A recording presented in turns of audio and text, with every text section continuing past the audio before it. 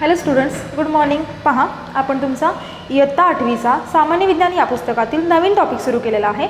टॉपिकचं नाव आहे धातू अधातू आणि हा टॉपिक 7व्या नंबरचा टॉपिक आहे किंवा हा 7वा टॉपिक आहे. धातू आणि अधातू या टॉपिकमध्ये मागील व्हिडिओ लेक्चरमध्ये आपण टॉपिक सुरू केलेला होता. थोडंसं मी तुम्हाला द्रव्याचे संघटनमधलं सांगितलं होतं आणि धातू आणि अधातू आणि धातू सदृश हे 3 कोणाचे प्रकार आहेत तर हे मूलद्रव्यांचे प्रकार आहेत. मूलद्रव्य वेगवेगळ्या 3 कॅटेगरीमध्ये कॅटेगराइज केले गेले आहेत. म्हणजे मूलद्रव्यांचे वर्गीकरण 3 भागांमध्ये केलेले आहे किंवा 3 प्रकारांमध्ये केलेले आहे. ते एक म्हणजे धातू, दुसरे म्हणजे अधातू आणि तिसरे म्हणजे धातू सदृश. तर याचा थोडासा अभ्यास आपण द्रव्याचे संघटनमध्ये केलेला होता. या मागील व्हिडिओ लेक्चरमध्ये आपण धातूंचे भौतिक गुणधर्म पाहिलेले आहेत, हो की नाही. एकूण आपण 10 गुणधर्म पाहिलेले होते धातूंचे. कोणकोणते होते? एक म्हणजे सर्वात पहिलं धातूंची अवस्था कोणती असते, त्यानंतर तेज म्हणजे चकाकी कशी असते, त्यानंतर काठिन्यता किंवा कठीणता, त्यानंतर वर्धनीयता, त्यानंतर तन्यता, त्यानंतर उष्णतेचे सुवाहक आहेत की दुर्वाहक आहेत किंवा उष्णतेचे वहन कसे होते, त्यानंतर विद्युत वहन कसे होते, त्यानंतर घनता कशी असते धातूंची, त्याच्यानंतर द्रवणांक आणि उत्कलनांक हे धातूंचे अतिउच्च असतात, हो की नाही. आणि सगळ्यात शेवटचा पहिला होता तो म्हणजे 10व्या नंबरचा नादमयता. म्हणजे जेव्हा आपण एखाद्या धातूवरती दुसरा धातू आदळतो किंवा त्याच्यावरती एखादी दुसरी गोष्ट स्ट्राईक करतो, आपटतो, तेव्हा त्या धातूंमधून आवाज येतो. हा देखील एक त्यांचा गुणधर्म आहे. अशा पद्धतीचे एकूण 10 गुणधर्म आपण धातूंचे भौतिक 10 गुणधर्म आपण पाहिलेले होते. आणि ते जे पाहिलेले होते त्यांना काय म्हटलेलं होतं तर धातूंचे भौतिक गुणधर्म. आजच्या व्हिडिओ लेक्चरमध्ये आपण अधातूंचे भौतिक गुणधर्म पाहणार आहे. आता पहा, थोडेसे उलटे असतील, बरोबर आपण काय करणार आहे त्याच्या अपोजिट लिहिणार आहे. आता अपोजिट जरी लिहिलं तरी कशा पद्धतीने असणार आहे हे तुम्ही नीट लक्ष देऊन ऐकायचं आहे, नीट लक्ष देऊन समजून घ्यायचं आहे. धातू आणि अधातू. धातू म्हणजे काय तुम्हाला माहीत आहे, तर अधातू म्हणजे काय? म्हणजे काय? नसणे. धातू नसणे म्हणजे काय आपण म्हणणार आहे अधातू. अशी व्याख्या लिहायची नाही.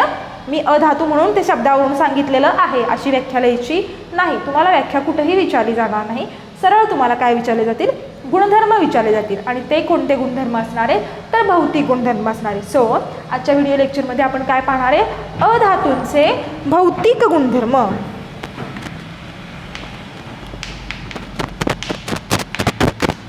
अधातूंचे भौतिक गुणधर्म, physical properties of non metals. याला काय म्हणायचं?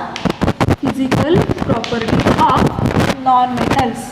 पहा, आता 1 बाय 1 आपण ज्या पद्धतीने धातूंचे पाहिलेले होते त्याच पद्धतीने आपण अधातूंचे देखील पाहणार आहोत. पहा, सगळ्यात पहिल्यांदा कोणती पाहिली होती आपण धातूंसाठी? तर त्यांची भौतिक अवस्था कोणती असते धातूंची, हो की नाही. त्याच पद्धतीनं आपण अधातूंसाठी देखील सगळ्यात पहिला गुणधर्म पाहणार आहे, तो म्हणजे अधातूंची भौतिक अवस्था. आता अधातू भौतिक अवस्थेमध्ये कशा पद्धतीनं असतात तर पहा, नॉन मेटल्स म्हणजे अधातू सर्वसामान्य तापमानाला अधातू हे जे असतात. आता अधातू कोणकोणते आहेत? जे धातू नाहीत ते सगळे कोण राहणार आहे? तो अधातू असणार आहे. पहा, सर्वसामान्य तापमानाला अधातू हे 3ही अवस्थेमध्ये आढळतात. आपल्याला कोणकोणत्या अवस्थेमध्ये आढळतात तर एक म्हणजे स्थायू अवस्थेमध्ये, दुसरं म्हणजे द्रव अवस्थेमध्ये आणि तिसरं म्हणजे वायू अवस्थेमध्ये. हे या 3ही भौतिक अवस्थेमध्ये आपल्याला अधातू आढळतात. आता याला काही अपवाद देखील आहेत. अपवाद पण आपण पाहणार आहे. सगळ्यात पहिला आपण घेणार आहे सर्वसामान्य तापमानाला म्हणजे नॉर्मल टेम्परेचरला. सर्वसामान्य तापमानाला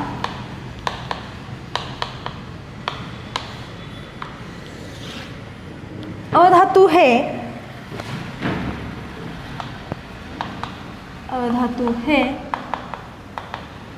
स्थायू, द्रव आणि वायू या 3ही अवस्थांमध्ये असतात. वायू यामध्ये असतात किंवा आढळतात. या 3ही अवस्थांमध्ये असतात. आता अपवाद पहा कोण कोण आहे. स्थायूला अपवाद आहे. स्थायू आहेत कार्बन, कार्बन, सल्फर आणि फॉस्फरस. त्याच्यानंतर द्रव अवस्थेमध्ये असणारा अधातू कोणता आहे तर Br2 म्हणजे बोरॉन. आणि वायू अवस्थेमध्ये असणारे अधातू कोणते आहेत तर हायड्रोजन आहे, नायट्रोजन आहे आणि ऑक्सिजन आहे. हे सगळे काय आहेत हो, हे नॉन मेटल आहेत, अपवाद नाहीत बरं का. हे काय सांगितलेलं आहे, काय पॉईंट दिला मी, आपण भौतिक अवस्था पाहिली. सगळ्यात पहिला गुणधर्म अधातूंचा कोणता आहे तर सर्वसामान्य तापमानाला अधातू हे कसे असतात हो, स्थायू अवस्थेमध्ये देखील असतात, द्रव अवस्थेमध्ये देखील असतात आणि वायू अवस्थेमध्ये देखील असतात. मग कोणकोणते आहेत तर स्थायूमध्ये असणारे कार्बन, त्यालाच आपण काय म्हणतो कोळसा. कोळसा म्हणजे काय आहे, it is one of the form of carbon. दुसरा काय आहे सल्फर, यालाच काय म्हटलं जातं गंधक. तिसरा कोणता आहे फॉस्फरस. द्रव अवस्थेमध्ये असणारा अधातू कोणता आहे तर Br2 ब्रोमीन. तर वायू अवस्थेमध्ये असणारे अधातू कोणते आहेत हायड्रोजन, नायट्रोजन आणि ऑक्सिजन. हे क्लिअर झालं. आता आपण काय पाहणार आहे दुसरा भौतिक गुणधर्म कशाचा अधातूंचा. दुसरा भौतिक गुणधर्म आहे ते म्हणजे तेज किंवा त्यालाच आपण काय म्हणतो चकाकी. आता अधातूंना ह्यांना चकाकी असते का हो, चकाकी यातल्या कुणाला तरी चकाकी आहे असं पाहिलेलं आहे का. सल्फर म्हणजे गंधक, गंधक तुम्ही पाहिला आहे का पिवळ्या रंगाचा असतो, त्याला चकाकी असते का नसते. कोळशाला चकाकी असते का नसते. हे जर का आपण सगळेच्या सगळे पाहिले तर आपण काय लिहू शकतो या ठिकाणी अधातूंना चकाकी नसते, अधातूंना चकाकी नसते. आता याला अपवाद आहे पहा. आता याला अपवाद कोण आहे, मी काय दिलं अधातूंना चकाकी नसते. हिरा, हिरा काय आहे हो, हा कार्बनचं एक अपरूप आहे. म्हणजे काय आहे ते तर कार्बनचं एक रूप आहे. Diamond it is one form of carbon, हे की नाही. म्हणजे इथं मी काय लिहू शकते अपवाद कोण लिहिणार आहे तर हिरा. आणि आयोडीनचे काही स्फटिक, आयोडीनचे काही स्फटिक. आता पुढं काय लिहूयात आपण पुढं तिसरा गुणधर्म अधातूंचा तो म्हणजे ठिसूळपणा. ठिसूळपणा आपण धातूमध्ये काय लिहिलं होतं वर्धनीयता आणि तन्यता. अधातूंमध्ये ते पाहायला मिळेल का शक्यच नाही. ठिसूळपणा, आता पहा ठिसूळपणा म्हणजे काय तर ठिसूळ असणे, पोकळ असणे. ठिसूळपणा म्हणजे तुम्हाला सांगते फॉर एक्झाम्पल तुम्ही कोळसा घ्या, कोळसा घेतलात आणि कोळशावर तुम्ही ठोकलत किंवा हातोडीने त्याच्यावरती मारा केलात तर कसं असतं ते एकदम पोकळ असतं हो की नाही. आतमध्ये जर का त्याच्या आपण बघितलं तर त्याच्या आतमध्ये कॅव्हिटीज असते, म्हणजे काय असते मोकळी जागा असते, अशी जाळीदार असते की नाही. यालाच काय म्हटलं जातं तर यालाच ठिसूळपणा असं म्हटलं जातं. तो ठोकला जातो पण असा आवाज वगैरे होतो का त्यातून किंवा तो घट्ट वगैरे असा वाटतो का नाही, तर ते कसं वाटतं ठिसूळ वाटतात. सो आपण काय लिहिणार आहे अधातू ठिसूळ असतात, अधातू ठिसूळ असतात. आता काही अधातू हे असं पण लिहू शकतो आपण, काही अधातू हे मऊ देखील असतात, अधातू मऊ असतात. आता काही धातूंना रंग असतो तर काही धातू हे रंगहीन असतात. काही धातूंना काही अधातूंना, धातू नाही, काही अधातूंना रंग असतो तर काही अधातू हे रंगहीन असतात. काही अधातू रंगहीन असतात. आता पहा तुम्हाला एक प्रश्न आहे माझा, कार्बन कोणत्या रंगाचा असतो. कार्बन म्हणजेच काय आहे कोळसा आहे. सो कार्बन हा अधातू आहे, त्याचा रंग कोणता आला काळ्या रंगाचा असतो तो. आणि रंगहीन नसणारे कोणते आहेत हायड्रोजन आहे, त्याला रंग असतो का कोणता, कोणताही प्रकारचा रंग नसतो. सो आपण काय लिहिणार आहे अधातू हे कसे असतात ठिसूळ असतात. काही अधातू मऊ देखील असतात, काही अधातूंना रंग असतो. याच्यामध्ये आपण उदाहरण कोळशाचं देऊ शकतो. तर काही अधातू हे रंगहीन असतात असं देखील आपण लिहू शकतो. आता पहा आपण चौथा गुणधर्म पाहणार आहे. काय लिहूयात आपण चौथा गुणधर्म तर प्रकाशाचे आणि उष्णतेचे वहन किंवा उष्णता आणि विद्युत वहन, उष्णता व विद्युत वहन म्हणजे आपण प्रकाशाचे आणि उष्णतेचे म्हटलं होतं की नाही, प्रकाशाचे आणि उष्णतेचे वहन किंवा उष्णता आणि विद्युत वहन. आता पहा, अधातू आपण एखादा समजा घेतला आणि त्याच्यामधून जर का उष्णतेचे वहन करायचे म्हटले तर होईल का? होणार नाही. कारण की अधातूंमध्ये त्यांच्या आउटरमोस्ट शेलमध्ये, बाह्यतम कक्षेमध्ये कोणत्याही प्रकारचे मुक्त इलेक्ट्रॉन असत नाहीत. त्याच्यामध्ये मुक्त इलेक्ट्रॉनच नसतात, त्यामुळं त्याच्यामधून कोणत्याही प्रकारचं उष्णतेचं किंवा विजेचं वहन होत नाही. सो आपण काय लिहिणार आहे? अधातू हे उष्णता आणि प्रकाश, अधातू हे उष्णता व प्रकाश यांचे सुवाहक लिहू का दुर्वाहक लिहू सांगा मला? यांचे दुर्वाहक असतात. आता या ठिकाणी एक आपण अपवाद लिहिणार आहे, दुर्वाहक असतात. याला अपवाद आहे ग्राफाईट. ग्राफाईट हा काय आहे? असा धातू आहे की ज्यातून उष्णतेचे वहन खूप उत्तम पद्धतीनं होते किंवा विजेचे वहन खूप उत्तम प्रकारे होते. ग्राफाईट हा असा धातू आहे की ज्यातून विजेचे वहन खूप हा उत्तम विजेचा सुवाहक आहे. ग्राफाईट हा उत्तम विजेचा सुवाहक आहे. आता पुढे काय लिहूयात? उष्णता आणि विद्युत वहन झालं. आता आपण लिहूयात द्रवणांक आणि उत्कलनांक. अधातूंचे द्रवणांक आणि उत्कलनांक कसे असतात? द्रवणांक व उत्कलनांक पहा. आता बरोबर अधातूंच्या विरुद्ध लिहायचे. काय लिहिणार आहे? त्यांच्यामध्ये कोणत्याही प्रकारचे जडत्वच नसतं, जड नसतात, त्यामुळे त्यांचे द्रवणांक आणि उत्कलनांक हे देखील कसे असतात? खूप कमी असतात. सो मी काय लिहिणार आहे? अधातूंचे द्रवणांक व उत्कलनांक, द्रवणांक व उत्कलनांक खूप कमी असतात.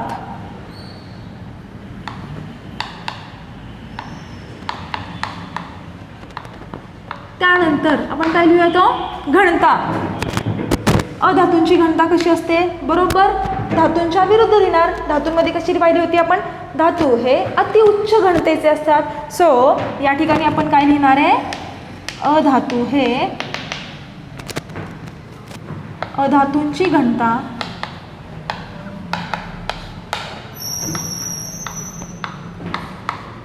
कमी असते.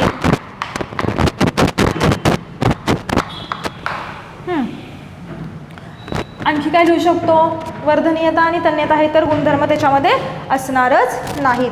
सो कोणकोणते गुणधर्म आपण पाहिले पहा? भौतिक अवस्था, त्याच्यानंतर तेज कशा पद्धतीनं आहे, ठिसूळता, उष्णता आणि विद्युत वहन कसे पद्धतीनं होते, द्रवणांक आणि उत्कलनांक कसा आहे आणि त्यांची घनता कशी असते. पहा, जो आता मी तुम्हाला तोंडी सांगितला तो आपण आणखी एक इथं ॲड करूया. तन्यता काय सांगू शकतो आपण? अधातू हे तंतुक्षम नसतात, म्हणजे त्यांच्यापासून ओढून ताऱ्या बनवता येत नाहीत. अधातू हे तंतुक्षम नसतात, म्हणजेच त्यांच्यापासून ओढून तारा बनवता येत नाही. धातूंपासून ओढून काय करता येतं? तो आपल्याला तारा बनवता येतात, त्यांच्यापासून बनवता येत नाहीत. आणखी आपण ॲड करू शकतो. वेगवेगळं लिहायचं म्हटलं तर खूप सारे लिहू शकतो. आपण 6च लिहिले होते. तुम्ही द्रवणांक वेगळं लिहू शकता, उत्कलनांक वेगळं लिहू शकता, प्रकाशाचे वाहन वेगळं लिहू शकता, विद्युत वहन वेगळं लिहू शकता. त्यानं काय होतील? तुमचे पॉईंट्स वाढतील. पहा, आणखी एक लिहूयात आपण या ठिकाणी. वर्धनीयता. अधातू हे वर्धनीय नसतात. अधातू हे वर्धनीय नसतात. वर्धनीय म्हणजे कोणता गुणधर्म? तर त्यापासून ठोकून पातळ पत्रे तयार करता येतात. हा जो गुणधर्म आहे याला काय म्हटलं जातं? वर्धनीयता असं म्हटलं जातं आणि तो अधातूंमध्ये दिसत नाही. सो आपण काय पाहिलेलं आहे हो, तर आपण आता काय पाहतोय, अधातूंचे भौतिक गुणधर्म. भौतिक अवस्था, 3 भौतिक अवस्थांमध्ये अधातू आपल्याला पाहायला मिळतात. सर्वसामान्य तापमानाला 3 भौतिक अवस्थांमध्ये अधातू पाहायला मिळतात.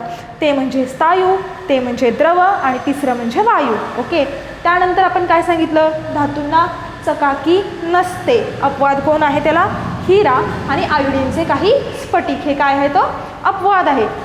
त्यानंतर आपण पाहिलं ठिसूळपणा. धातू हे कसे असतात, ठिसूळ असतात.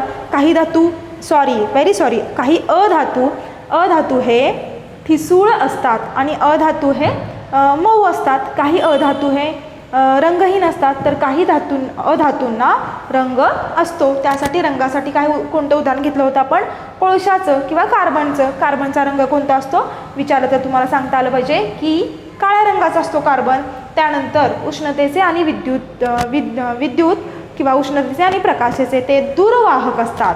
सुवाहक असतात का हो, सुवाहक कोण असतं, धातू असतात. अधातू हे कसे असतात, उष्णतेचे आणि प्रकाशाचे दुर्वाहक असतात. म्हणजे त्यातून उष्णतेचे आणि प्रकाशाचे वहन होत नाही कोणत्याच पद्धतीनं. त्याला अपवाद आहे ग्राफाईट. ग्राफाईटमधून उत्तम विजेचे वहन होते. त्यानंतर आपण पाहिलं द्रवणांक आणि उत्कलनांक कसे असतात.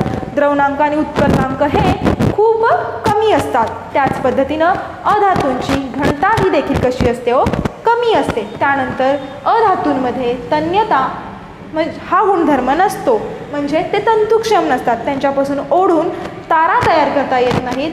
आणि वर्धनीयता म्हणजे त्यांच्यापासून ठोकून पातळ पत्रे तयार करता येत नाहीत. तन्यता ओढून तारा तयार करता येणे धातू, वर्धनीयता ठोकून पातळ पत्रे तयार करता येणे धातू आणि त्याच्या विरुद्ध बरोबर अधातू. 2 शब्दांचा अर्थ मी तुम्हाला लिहून देऊ का ह्या ठिकाणी.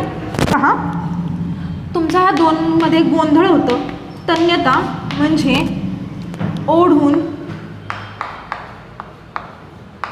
तारा तयार करता येणे. नोट डाऊन करून घ्या, हे तुमचा फार गोंधळ होतं दोघांमध्ये. मग तिथं एक पॉईंट जाईल, ओके, किंवा अर्धा पॉईंट तिथं कट केला जाईल.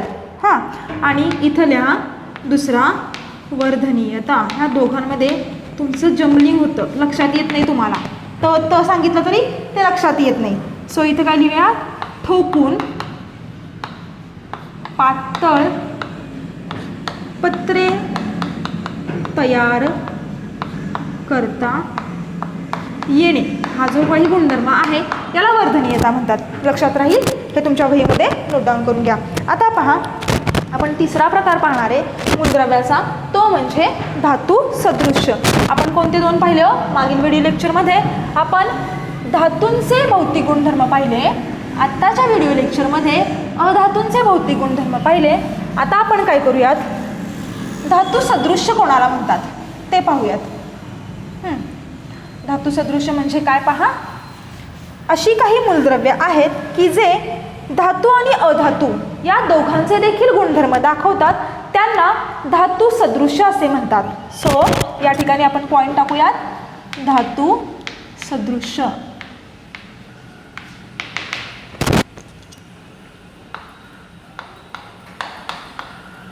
किंवा असं म्हणूयात, काही मूलद्रव्य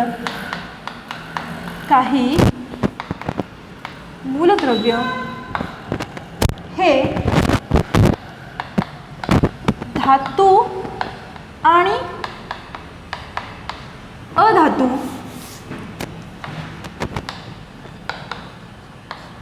या दोघांचे देखील गुणधर्म दाखवतात. या दोघांचे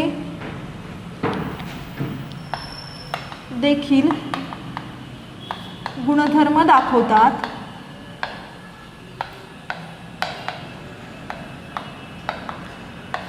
अशा मूलद्रव्यांना धातू सदृश्य मूलद्रव्य असे म्हणतात. अशा मूलद्रव्यांना धातू सदृश्य मूलद्रव्ये असे म्हणतात. मग कोणती आहेत अशी मूलद्रव्य की जे धातूंचे आणि अधातूंचे देखील गुणधर्म दाखवतात? तर पहा, आपण या ठिकाणी आता उदाहरणं पाहूयात धातू सदृश्य मूलद्रव्यांची. पहा, अशी काही मूलद्रव्य आहेत की जे काही वेळेस नॉर्मल टेम्परेचरला ते काय करतात, धातूंचे गुणधर्म दाखवतात आणि इतर वेळी ते अधातूंचे गुणधर्म दाखवतात. म्हणजे त्यांना धातू पण म्हणू शकत नाही आपण आणि अधातू पण म्हणू शकत नाही. धातू कसं म्हणायचं, अधातूंचे पण गुणधर्म दाखवत आहेत. अधातू कसं म्हणायचं, धातूंचे पण गुणधर्म दाखवत आहेत. म्हणून त्या दोघांचेही गुणधर्म दाखवत आहेत. म्हणून अशा मूलद्रव्यांना, दोघांना नाही, जे मूलद्रव्य अधातू आणि धातू या दोघांचे देखील गुणधर्म दाखवतात त्यांना कोणत्या कॅटेगरीमध्ये घातलं गेलं, तर धातू सदृश्य. मग अशी मूलद्रव्ये कोणती आहेत, तर पहा, एक म्हणजे सिलिकॉन.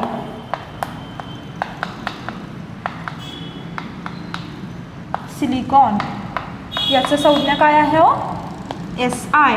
दुसरा आहे जर्मेनियम. जर्मेनियम असं म्हणूयात, जर्मेनियम याचा संज्ञा काय आहे, Ge. ह्या तुम्हाला आल्या पाहिजेत. ओके. त्याच्यानंतर आर्सेनिक आहे, आर्सेनिक, As, आर्सेनिक. ओके. आणि त्याच्यानंतर अँटीमनी. हे जे चार मूलद्रव्य आहेत हे काय करतात, तर दोघांचेही गुणधर्म दाखवतात.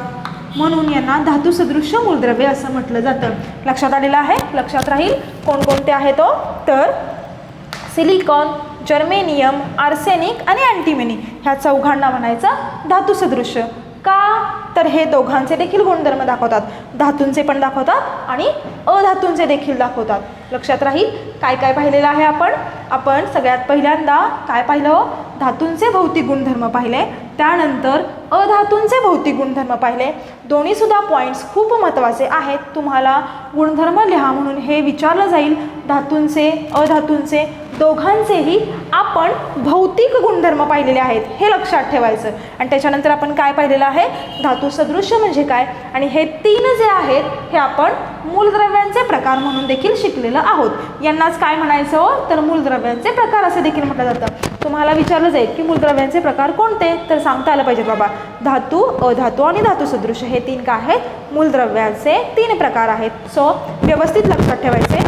अधातूंचे भौतिक गुणधर्म, धातूंचे भौतिक गुणधर्म आणि धातू सदृश्य मूलद्रव्यांची उदाहरणं. तुमच्या वहीमध्ये जे काही मी बोर्डवर व्यवस्थित लिहिते ते नोट डाऊन करून घेत चला. पुस्तकामध्ये खूप कॉम्प्लिकेटेड आहे, तुम्हाला लक्षात येणार नाही. सो बोर्डवर जे लिहिते ते तुमच्या वहीमध्ये नोट डाऊन करून घेत चला. आत्ता आपण थांबूयात.